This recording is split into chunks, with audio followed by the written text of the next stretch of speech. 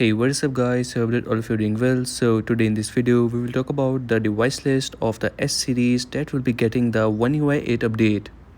So the OneUi 8 update is now on the line after the OneUi 7 update.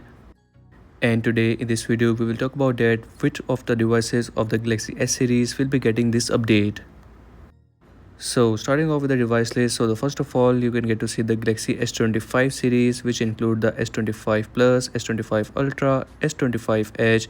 Then we have the S24 series, S23 series and the S22 series and the S21 FE. These are the devices on which you can expect to see the OneUi 8 update.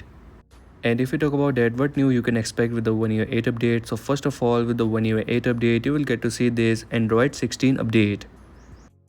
And the OneUi 8 itself is an enhanced version of the OneUi 7 update, so there will be no as such UI changes available with the new OneUi 8 update.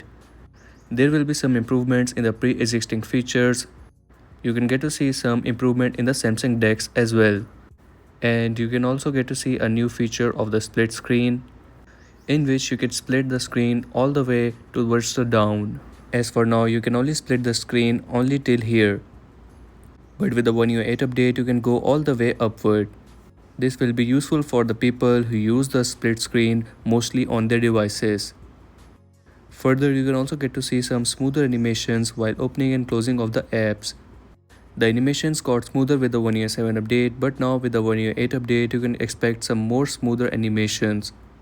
And the best part about the OneUi 8 update is that with the OneUi 8 update, you can get to see some battery improvements.